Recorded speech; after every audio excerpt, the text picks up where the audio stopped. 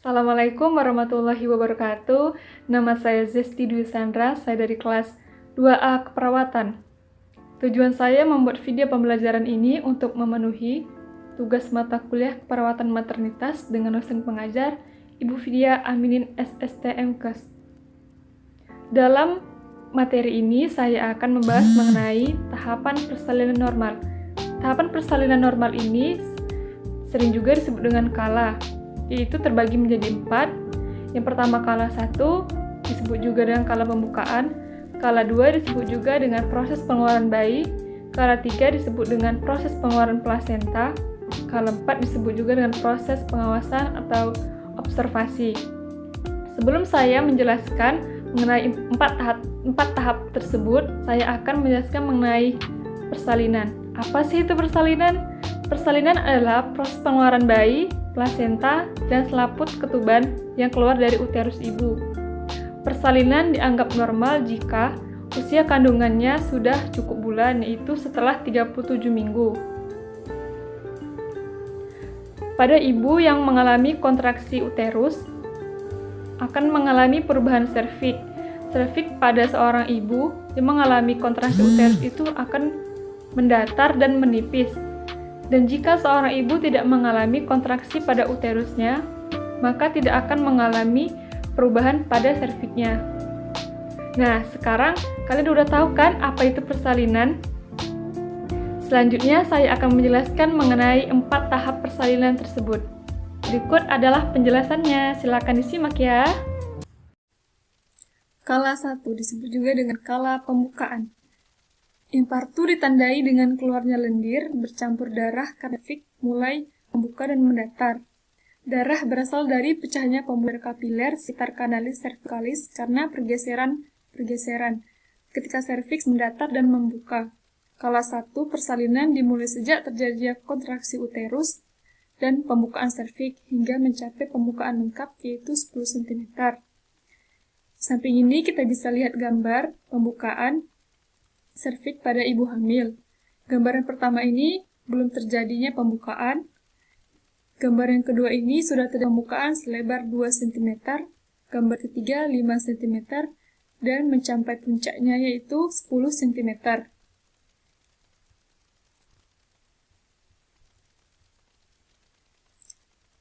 Persalinan kala ini dibagi menjadi 2 fase ya, yaitu fase laten, fase aktif. Fase laten di mana pembukaan serviks berlangsung lambat dimulai sejak awal kontraksi yang menyebabkan penipisan pembukaan secara bertahap sampai pembukaan cm, berlangsung dalam 7-8 jam.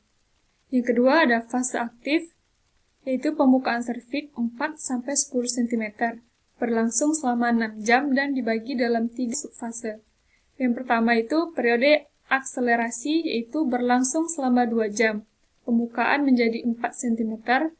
Yang kedua, periode dilatasi maksimal, berlangsung selama 2 jam, pembukaan berlangsung cepat menjadi 9 cm.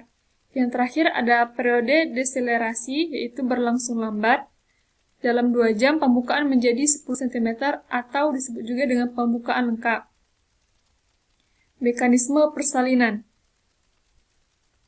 Mekanisme membuka berbeda antara primigravida dan multigravida.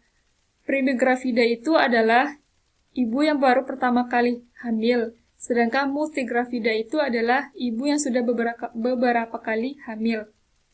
Pada primigravida, ostium uterus internum akan membuka lebih dulu, ketika serviks akan mendatar dan menipis, kemudian ostium internum sudah sedikit terbuka.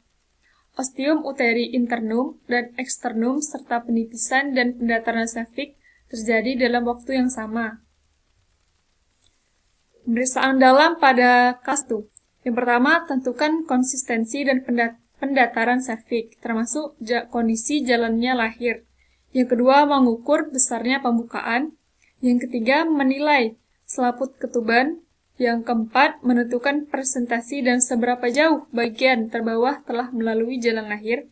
Yang kelima, menentukan denominator petunjuk. Di gambar samping ini merupakan cara mengukur besar pembukaan. Kita bisa mengeceknya menggunakan jari, apakah sudah sampai dengan pembukaan lengkap. Pemantauan pada persalinan kala 1. Selama persalinan, selain menilai kemajuan persalinan, kita juga perlu memantau kondisi kesehatan ibu dan bayi. Temuan berikut ini menunjukkan kemajuan yang cukup baik pada persalinan kala 1. Yang pertama, kontraksi teratur dan progresif dengan peningkatan frekuensi dan durasi. Yang kedua, kecepatan pembukaan serviks minimal 1 cm per jam selama persalinan. Itu fase aktif. Yang ketiga, serviks tampak dipenuhi oleh bagian janin. Temuan berikut ini merupakan kemajuan yang kurang baik pada persalinan kala 1. Yang pertama, kontraksi yang tidak teratur dan tidak sering dalam fase laten. Yang kedua, kecepatan pembukaan serviks lebih lambat dari 1 cm per jam selama persalinan fase aktif. Yang ketiga, DJJ. DJJ ini adalah denyut jantung janin ya, yaitu di atas 120 atau di bawah 160 kali per menit. Atau denyut jantung janin terdengar lambat dan irregular. Kala 2, yaitu kala pengeluaran janin. Kita bisa lihat di gambar ini kala pengeluaran janin. Janin dikeluarkan dengan bantuan tangan perawat, yaitu kepalanya ditahan, kemudian apabila bayi tersebut terlilit dengan tali pusat, kita membantunya untuk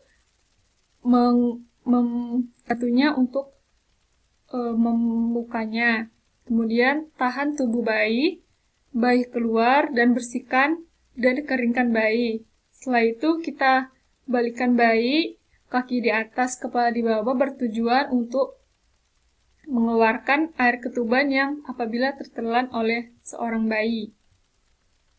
Kala 2, persalinan dimulai ketika pembukaan serviks sudah lengkap, yaitu 10 cm, dan berakhir dengan lahirnya bayi.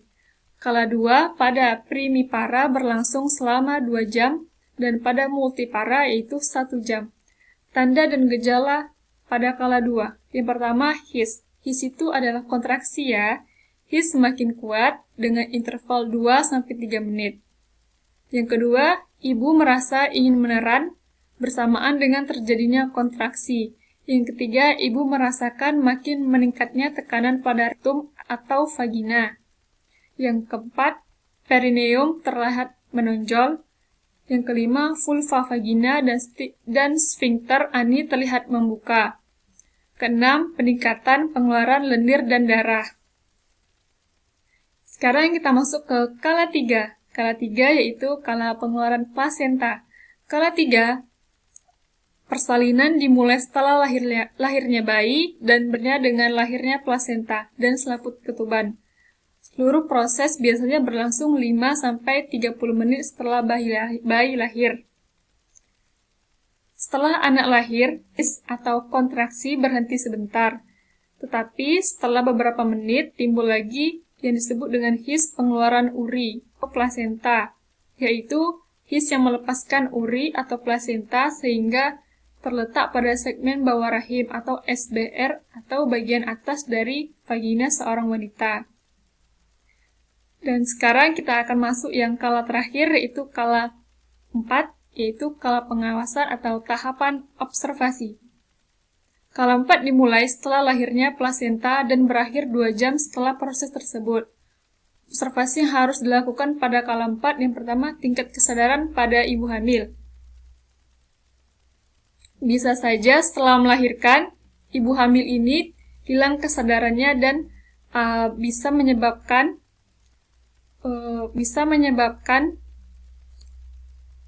kekhawatiran terhadap ibu tersebut. Yang kedua, pemeriksaan tanda-tanda vital, yaitu ada tekanan darah, nadi, dan pernapasan, kontraksi uterus, dan apakah terjadinya pendarahan pada ibu hamil tersebut. Pendarahan dianggap normal jika jumlahnya tidak melebihi 400-500 cc. Selain itu, perawat juga menganjurkan ibu untuk minum agar mencegah dehidrasi setelah melahirkan. Higien juga perlu diperhatikan. istirahat, dan biarkan bayi berada pada ibu untuk menentukan kontraksi. Nah, ini adalah gambar setelah ibu melahirkan yang menyusui bayinya. Bayi diletakkan di dada gunanya untuk hubungan antara ibu dan itu adalah penjelasan mengenai 4 tahapan yang ada di persalinan normal. Jangan lupa like dan share ke teman-teman kalian biar mereka tahu tahapan-tahapan yang ada di persalinan normal. Dan jangan lupa subscribe dan nyalakan lonceng notifikasinya. Siapa tahu kalau ada video baru kalian bisa langsung nonton. Semoga video ini bermanfaat ya buat kalian yang nonton. Saya tutup dengan wassalamualaikum warahmatullahi wabarakatuh.